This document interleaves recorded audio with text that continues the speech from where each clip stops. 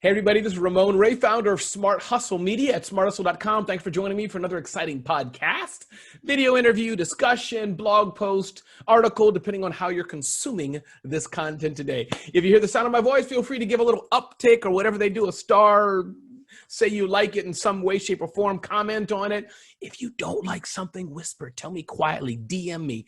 I'm just teasing you, but thanks for being here, and you can find all this great information at smarthustle.com. We have someone who's the president, CEO, she'll correct me on the exact legal title in a minute, of a company who I've come to know for many, many years and was honored to know the founder, and happy now to talk to Kate Winkler and hear her vision for Ruby, hear her vision for the company, get her tips and advice for small businesses. That's all I do. And then I'd love to talk about what it's like to be the CEO of a multi-million-dollar growing company, to get insights like that. So Kate, welcome. Thanks for talking to me and the Smart Hustle community. Really appreciate it.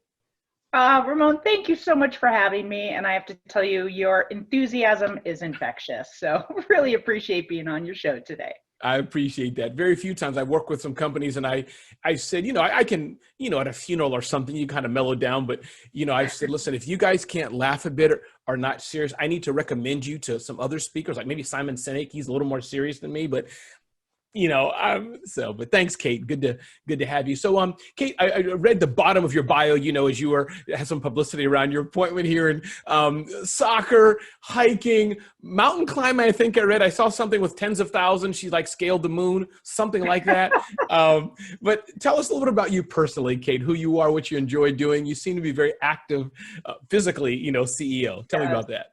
Well, thank you, Ramon. And I am a busybody. And, I actually just finished my first year at Ruby. And I'll have to say, I was actually really nervous coming to Ruby, because for any small business that knows Ruby, it was run by Jill Nelson, who was our amazing founder and just a true hero when it comes to small businesses. Yes. She's founded the business truly to help small businesses survive and thrive in any way possible. And, fast forward 17 years, Ruby's still doing that today. We're still growing. And I feel lucky to have had an opportunity to come to Ruby. And I ultimately landed at Ruby from a fairly unique situation, because I met Jill about probably 3 or 4 years ago.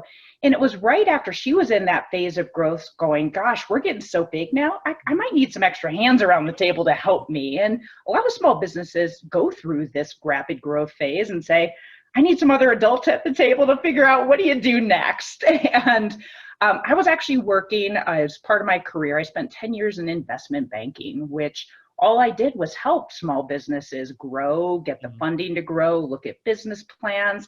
How do they think about the trade-offs between different types of investments? And I happen to know the investors that are backing Ruby. And Jill was just making a decision to bring in some external help to help her grow the business going forward. And so they asked me to come in and say, well, what do you think about how should Ruby grow and what more can Ruby do? And the first thing I did when I spoke to Jill, I said, oh, okay, so you're an answering service. And you could have heard a pin drop on the floor, because she was like, oh, I am not an answering service. And I'm like, uh-oh. I can imagine Jill doing that. She has that warm, lovely smile, that charm. Exactly. I can imagine her doing that. Go ahead. So she very nicely, and I adore Jill Nelson, said, could you just get on a plane and come to Portland, please? Because I need you to understand what it is that we do. And I will tell you, got on a plane, went to Portland, and she didn't explain it to me. She said, I'm just going to walk you into one of our reception centers, which happened to be in the Pearl District in downtown Portland. She's like, just walk around and observe. And what I observed was the most amazing thing I have ever seen, because not only was it this technology that I'd never seen before, and I've spent a lot of time in call center businesses, but more importantly, the way that Rubies are trained to not only navigate that technology, but more importantly, to not navigate that technology, to use their intuition, to use their empathy, to use their soft skills as much as they were using their technology skills to create these unbelievable connections with people. They really never thought of themselves as I need to figure out a way. I have another human on the other line. I need to figure out what they need and how I can help them. And sometimes that help means, gosh, this is a terrible call because this is to an attorney. it's a tragic situation, my number one tool right now might be empathy. And that might be the thing that I need to do. I might just need to listen for a second. Or it might be, gosh, new client intake form. Let me get all the details and let me ask you a few additional questions that are not on here because they seem relevant. And so Ruby's always went the extra way to say, I'm trying to help our clients build these very concrete relationships. And so I stopped with Jill and said, I get it. You're not an answering service. You don't just take messages.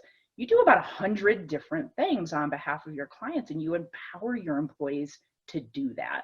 And she's like, you get it. And so fast forward, I spent, probably about 5 months with Jill and her team, really looking at strategic plans and options. And then I went off my merry way, and then I would go home and tell my husband how amazing this company was in Portland. And then when she called me last February, so it was a year ago, February, and said, I'm retiring. And I said, oh my gosh, who's going to run Ruby? I'm like, you can't get this wrong. I'm like, because somebody, if they come in and outsource this to overseas, that's just going to be a disaster. They will ruin this business. And because I've been banking and I know a lot of CEOs, I was assuming she was calling me saying, who do you know in your Rolodex that you think would be a good fit? So I was going through people. I'm like, what? No, that person's not going to be good. Well, no, that person's not going to be good. And then she just started laughing. She's like, I'm calling to see if you want to do it. And I just said, okay, well, wait a minute. I'm like, I haven't been a CEO for 10 years. So give you a quick background. I've actually run 2 companies prior, and both of them were high growth technology companies. And I loved it. But I had an opportunity when I first actually was settling down to be a parent to go into banking and just get to not have the day-to-day responsibility of being a CEO, but having the luxury of literally for 10 years hanging out with smart entrepreneurs that were building some of the best small businesses in the world to help them figure out how do you grow them. And so it was interesting to say, gosh, I haven't done that in 10 years. Do I want to do it again? And the only company that could have gotten me to go back into that seat was Ruby. Wow. So it was, long story short, Jill and I said, by the way, I'm like, I'm probably the easy decision for you. So don't pick me because I'm the easy decision. Rake me through the coals, put me through a process, because let's make sure I'm the right decision. And interestingly enough, I think we both came out the other side going, oh yes, this is definitely a good fit. And so that's actually how I ended up here. Now, personal time, I am an absolute busybody. Everyone laughs at me. If I can be on a mountain, if I can be out on a paddle board, if I can be playing, I do get told all the time, you still play soccer? Aren't you a little old for that? And I'm like, not only do I play on 3 teams. Oh, wow. That's intense. And 2 of them are co-ed. So I take my stress out on my fellow soccer teammates versus my Rubies. Yeah, I like it. So at Ruby, when you have to make a major decision, guys, hold on a second. I'm going to go play a game of soccer for an hour. Exactly. Right. Yes. In fact, they're like, do you have an opportunity to play soccer this weekend? Okay, good. Let's talk about this on Monday.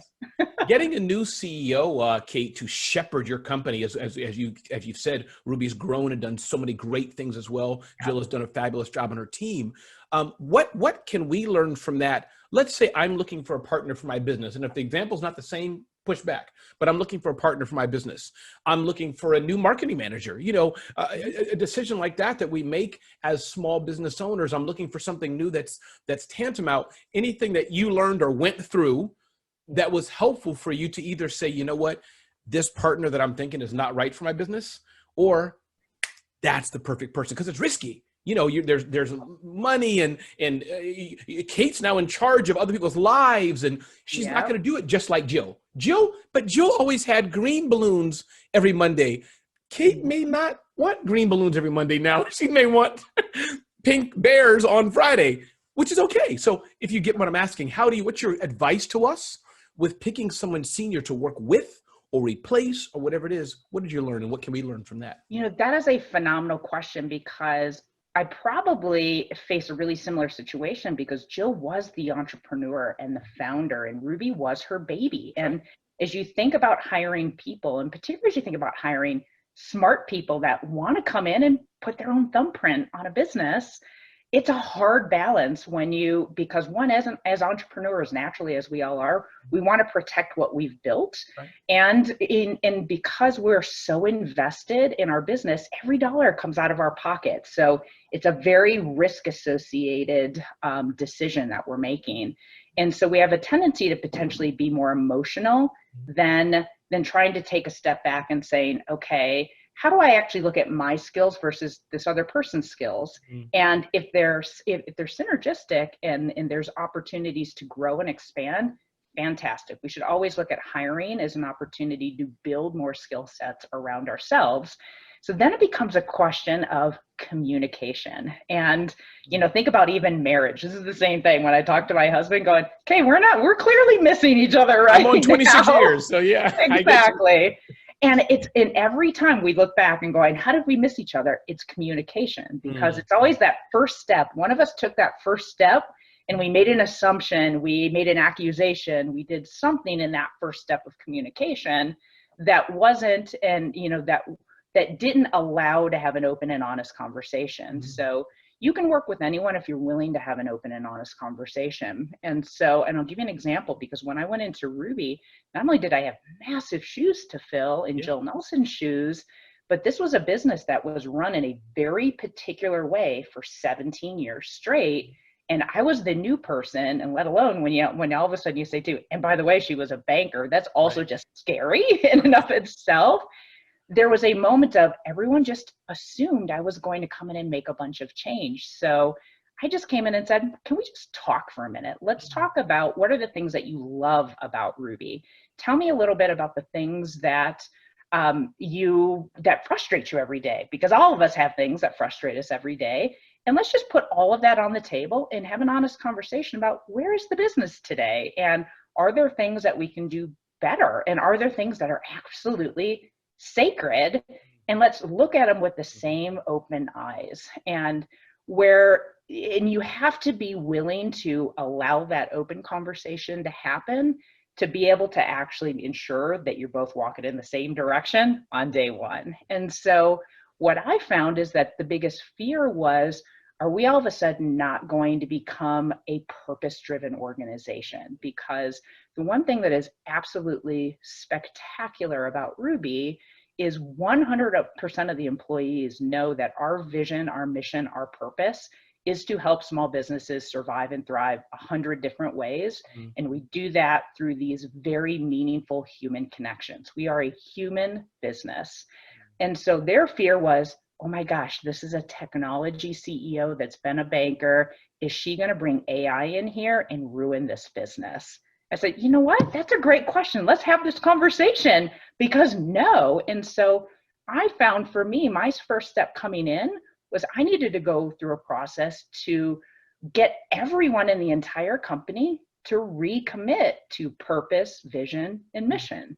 And when we all did that, we actually had some fun opportunities to say, okay, well, you know what? There's some things in here in our vision, our mission, our core values. They're all still right, but they can be modernized a little bit. Like the world's changed in 17 years. But it was a fun process and a cycle to go through that everyone felt engaged and involved in. And so I would tell entrepreneurs out there, be willing to have that open, honest conversation, because if anything, it's going to help you explore how much are you willing to actually give away in terms of key business decisions and how much trust. But if you're setting that communication and those expectations up front, you can have an honest conversation with the other person that you're sitting across from. And at the same point, when you're having that honest conversation, you'll also know during that conversation going, oh yeah, this is not somebody I can work with, or yes, this is someone I can work with. I think that's powerful. And let me repeat something to make sure I'm hearing you right.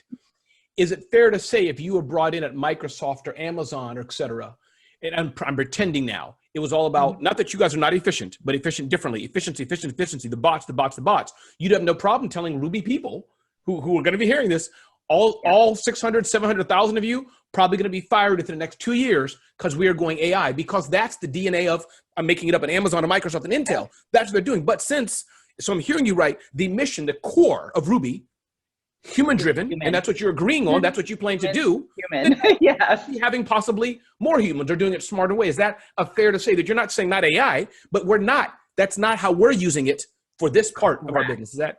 Oh, such a critical and important point too, because, and this is actually another discussion we have at Ruby, and said we shouldn't be afraid of technology, but technology should be our superpower. But inherently, again, we're still human. We're Tony Stark, and we're putting on the technology and we're using it to our advantage, but the interaction is still inherently human, because in everything that we've seen in 17 years of data, and in fact, if anything, the human interaction is increasing in importance, and more so because the more our economy becomes truly on demand, people don't do research anymore when they say, I think I'm going to get a new hot water heater. I'm going to spend weeks of doing research.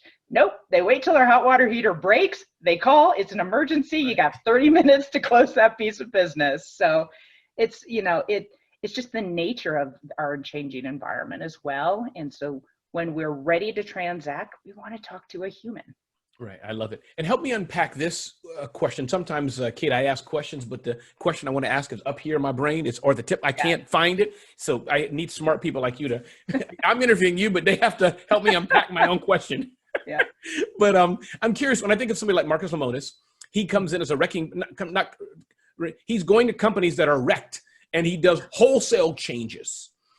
As of today, and again, I don't, it's something maybe confidential or whatever. My point is here, what I'm hearing as well is that as a new CEO coming in, is that this company is running well. But I was asked to come. They want me to come and tweak and change, and how can we even do better for the next 5, 10, or 2 years, whatever the roadmap is. So I guess my question is, can you talk about those differences between, and I say Marcus Lemonis an honorable way, I been on stage with him once or twice, is that a CEO coming, man, I'm coming, all this has to change. We're doing rebranding, relogo. I got to fire half of you because they hired the wrong people. Talk about that model versus, no, we're going well. We're going to tweak just these 3 things in the next 3 years to be a $250 million company, if you get what I'm trying to ask. Can you help us understand those 2 things? And so we can learn as small business owners before somebody may thinking, I have to do my whole website over versus, no, we just need to optimize it. How do we do that? That's such another amazing point, because when I came in at Ruby, there was no mass layoff. There really wasn't. And in fact, there was this amazing realization of there is so much talent in this organization. Wow, can Ruby hire? But all of the decisions were being made by 4 people. And this is part of the DNA, again, of entrepreneur-run companies. And as you looked at some of our decisions and some of our ability to scale, we were actually limiting ourselves by not accessing the talent that was actually in the organization and unleashing that talent. So the first thing that we did as a business is said, let's just do an inventory of what everyone's working on. And so I literally took about 3 weeks.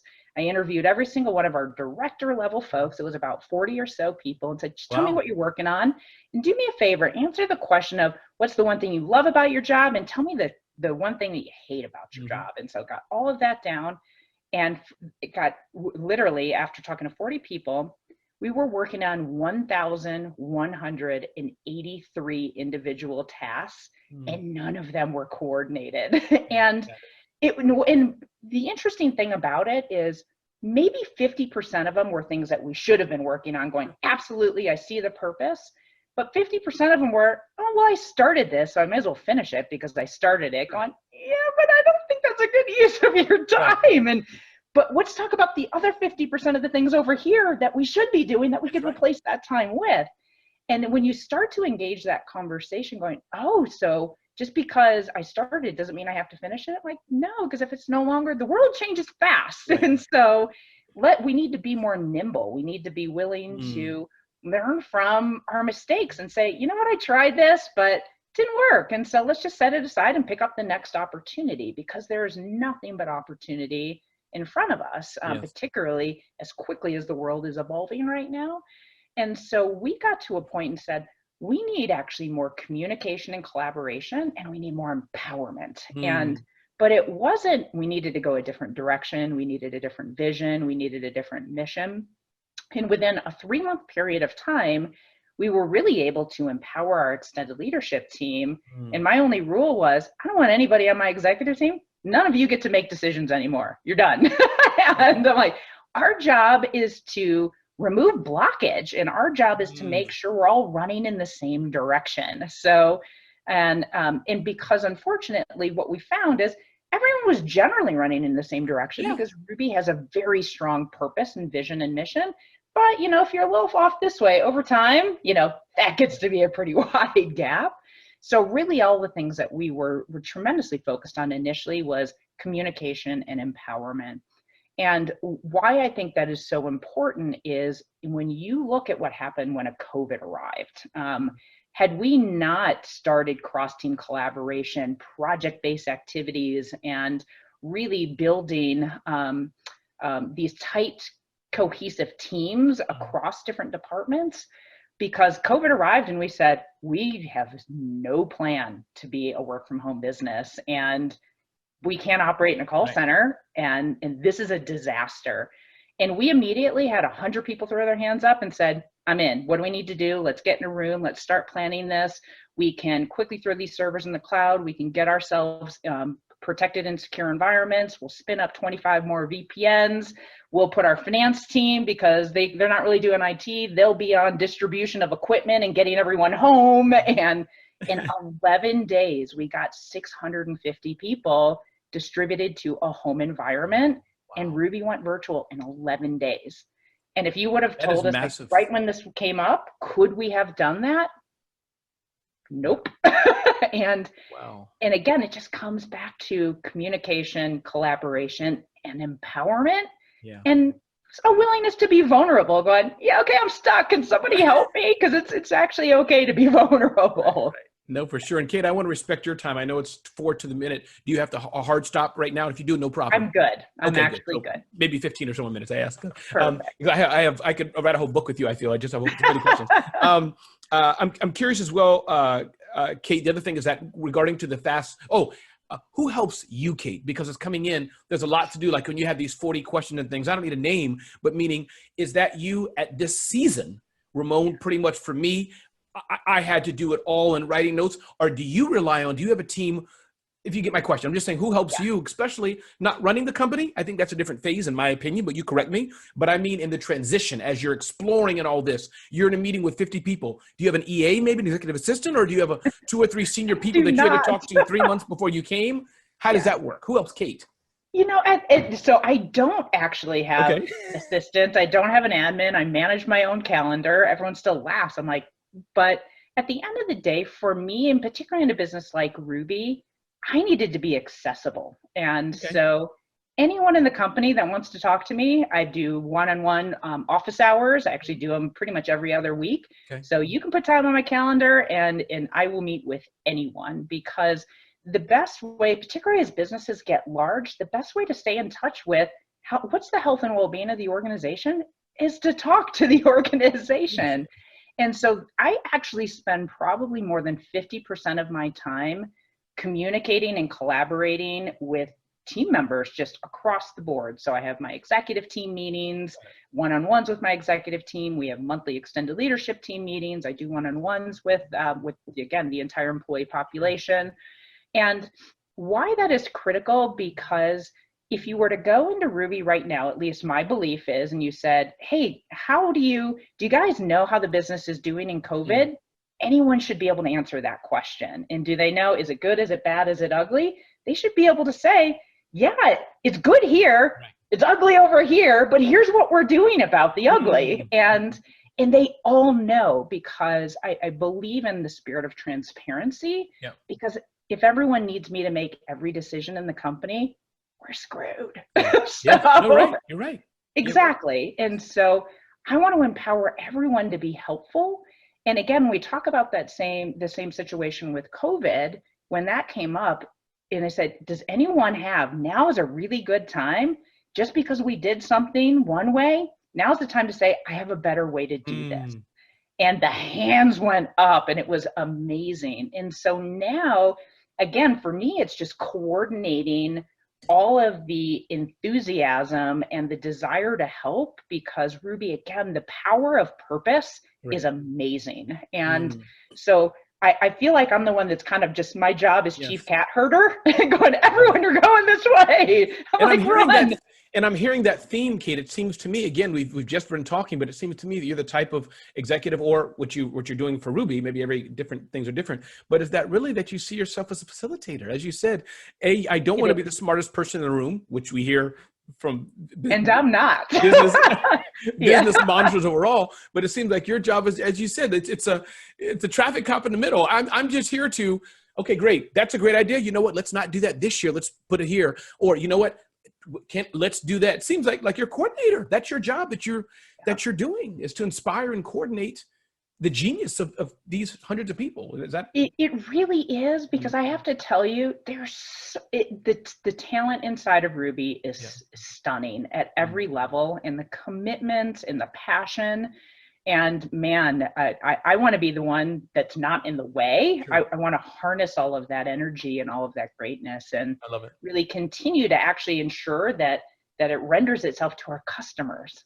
Yeah, I love it. Kate, I think this is my last question. And by the way, there's some more things you want to share with me at the end of this, feel free. I'll give you time to, hey, Ramon, three more things. But what's your advice then for small business owners? I know you're an executive who's running a company, a Yeah. larger company, I think publicly records, 50 million or so dollar company, whatever it is. But what's your advice to small businesses? You and your team, there are hundreds of people on the phones and et cetera, are seeing the small businesses of America and possibly the world. What's any 2 or 3 or 4 things resonate? Are you seeing, I don't know, like you have a dashboard, Ramon, here's why these companies failed in the past Yeah. 2 years and are no longer our customers, or here's why they became our customer, which I would guess is a barometer of growth. Right. So tell me anything you're seeing there. I would say two themes that I would recommend for small businesses, and they're really polar opposite. Okay. One is financing, and I think for the first time, our financial institutions are finally giving the small business community the attention that they deserve, and providing realistic opportunities to get sustainable financing for small businesses. Because even before COVID, 7 out of 10 businesses were failing in 10 years, and 30% of business owners consistently paid themselves, Right. and that was before COVID. And so what small businesses need to be able to do, they started these businesses because they knew they could do a better job on their own, and they were passionate about what they can do. And so now they just need the opportunity to focus on that passion. And so part of what's doing that is making sure they don't have to worry about, okay, I'm going through a bit of seasonality this quarter. Can I pay myself or not this quarter because of that seasonality? Don't be afraid of getting yourself some predictable financing to smooth out the peaks and valleys in your business model, so that you can focus on what you do best. And again, I would encourage, not only through the programs like PPP and the Small Business Administration, but now even the Main Street banks are really finally paying attention to small businesses and have proper programs designed for small businesses, where before it really was, well, you have to have $20 million of collateral for me to even take your phone call. And that's just not realistic for our small business community. The other side that I would highly recommend is data is your best friend. And in any and every bit of data possible. And I'll give you a quick example. So in mid-March, when we saw the first real impact of COVID and we saw communities start to go into shelter in place, we saw a 40% drop off in call volume overnight. And we started reaching out to our customers and said, FYI, we're seeing this across the board. This is not just you. So we want to let you know the economy in its entirety is reacting. Now's a good time to start thinking about and planning ahead. What decisions do you need to make? Do you need to shut down? Do you need to go remote? Should you downgrade your service right now? We were proactively calling our customers going, do you want to downgrade because you're in a higher package right now? And I think you might, let's see if we can save you some money right now. But more importantly, what we also saw, because everyone was going into shelter in place, all of a sudden they had kids at home. They had 2 parents potentially working at home. Their ability to make a phone call to get a service was reduced.